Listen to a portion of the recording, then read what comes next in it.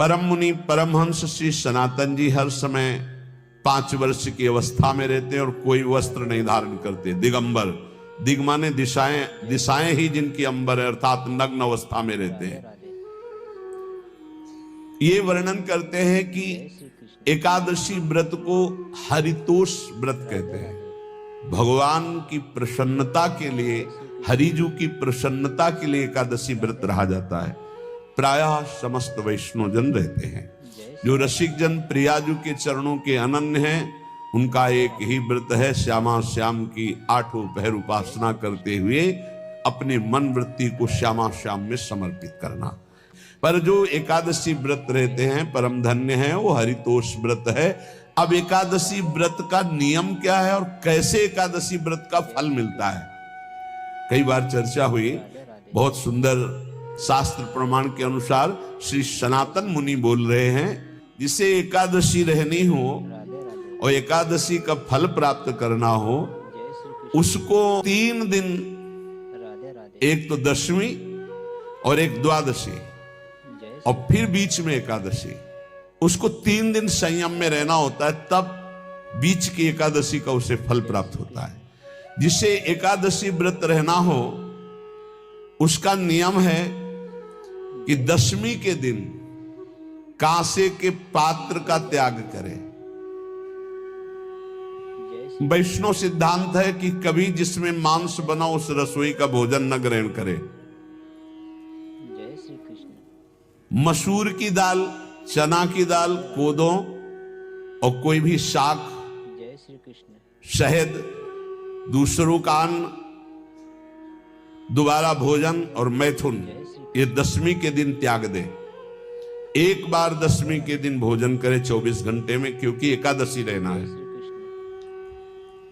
कांसे का पात्र, जिस रसोई में मांस बना उसके भोजन का त्याग, मसूर की दाल, चना, कोदो, शाक, मधु अर्थात शहद और दूसरे के द्वारा दिया हुआ भोजन और दोबारा भोजन और मैथुन क्रिया, इनका दशमी के दिन कभी भी प्रयोग ना करें।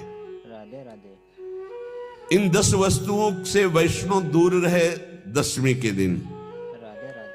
फिर एकादशी के व्रत में, ये पीछे तो हम वर्णन कर ही चुके हैं, कहीं नहीं आया यहाँ कुटू का वो कचौड़ी पकौड़ी और सिंघाड़ा का हलवा और सावा, ये दुनिया के खीर और सब। ये एकादशी के दिन किसी भी तरह की गेम आदि क्रीड़ा ना खेले। जैसे अब आज व्रत है तो बैठे हैं अपना मोबाइल में गेम खेल रहे हैं, ऐसा कोई भी क्रीड़ा नहीं। द्यूत क्रीड़ा, किसी भी तरह का गेम, ये सब खेल नहीं। एकादशी के दिन उपासक को चाहिए कि वो किसी भी तरह की क्रीड़ा, मनोरंजन बिल्कुल नहीं, नींद नहीं लेनी उसको, न दिन में न रात में। एकादशी व्रत, और प्रायः पुराने महापुरुषों ने ऐसा किया है। रामदास जी डाकोर के रात में जाते थे, रणछोड़ भगवान के यहाँ कीर्तन करते थे जाकर, तभी तो भगवान उनके कीर्तन पर, उनकी भक्ति पर रीझ कर गाड़ी में बैठकर उनके साथ आए थे। पूरी रात जगकर कीर्तन करना, और दिन में तो सोना ही निषेध है। पान खाना निषेध है, एकादशी को बिल्कुल नहीं। जो व्रत रह रहे, वृक्ष से तोड़कर जो दतून की जाती एकादशी के दिन नहीं। दूसरे की निंदा करना, चर्चा करना नहीं, अर्थात अधिकतर मौन व्रत धारण करे एकादशी के दिन। चुगली करना, कोई चोरी करना, वाणी से, शरीर से, मन से किसी को दुख पहुंचाना, भोग करना, मैथुन करना, किसी के ऊपर गुस्सा करना, झूठ बोलना, एकादशी के दिन ये नहीं करना चाहिए। एकादशी को एक बार कुछ फलाहार शुद्ध, अगर आपके पास कोई व्यवस्था नहीं तो थोड़ा दूध है, जल है, ऐसे आप लेकर, या थोड़ा सा फल ले, थोड़ा सा फल लेकर के प्राण पोषण, एक दिन में मर नहीं जाओगे। कितने तो निर्जला एकादशी रहते हैं, हर एकादशी निर्जला। पूज्य श्री मथुरा दास जी निर्जला ही रहते थे हर एकादशी। चलो भैया आपकी सामर्थ्य नहीं तो जल 2-4 बार ले लो, एक बार थोड़ा सा दूध और फल ले लो, चल जाएगा काम, प्राणों का पोषण हो जाएगा। ये आचरण न करे और एक बार जय श्री कृष्ण कुछ आहार ले ले, वो भी शुद्ध भगवद अर्पित प्रसाद।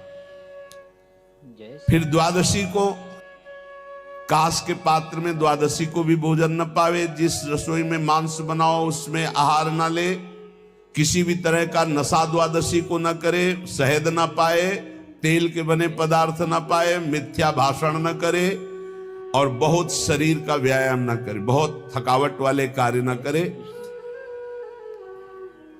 दोबारा भोजन न करे, एक बार द्वादशी को भी भोजन पवित्र, मैथुन न करे, जिसका स्पर्श नहीं किया जाता है ऐसे पदार्थों का स्पर्श न करे, और मसूर की दाल न खाए। द्वादशी को जो इन नियमों का पालन करता है, दशमी द्वादशी ऐसे और एकादशी ऐसे, तब उसे एकादशी व्रत का फल प्राप्त होता है। जय श्री कृष्ण। उपासक को चाहिए राधे राधे कि इन नियमों से व्रत का अनुष्ठान करे, मनमानी आचरण न करे। सबसे प्रार्थना जो एकादशी रहते हो, राधे राधे हरितोष व्रत इसे कहते हैं, भगवान की प्रसन्नता के लिए रहा जाता है, रहना चाहिए। जो अपनी आचार्य परंपरा में है, जैसे जिनका सिद्धांत है, पर रहने का सिद्धांत ये श्री सनत कुमार जी वर्णन, श्री सनक जी महाराज, ये सनत कुमार जी वर्णन की। सनक जी महाराज कह रहे हैं, यदि भगवान का आश्रय नहीं, सत्संग नहीं है, तो इन 4 में से एक हो तो नाश कर देता, फिर चारों हो तो सर्वनाश हो जाता है। यदि सत्संग नहीं है, यदि भगवद आश्रय नहीं है, और खूब धन हो, जवान अवस्था हो, और बढ़िया पद मिला हो, प्रभुत्व चलता हो और अज्ञान हो, फिर क्या कह रहा है? बोले ये चारों जहां मौजूद होते हैं वहां सर्वनाश का खेल शुरू हो जाता है। अगर इनमें से एक हो तो सर्वनाश करने में पर्याप्त है, और अगर चारों हो तो फिर क्या कहना है? जवान हो, खूब रुपया पैसा हो, कोई पद हो, कोई अधिकार हो बड़ा, फिर और अज्ञानी हो, तो बोले एक नाश कर देगा, फिर चारों तो नाश ही कर देंगे। और अगर सत्संगी है तो ये चारों महान कार्य कर देंगे।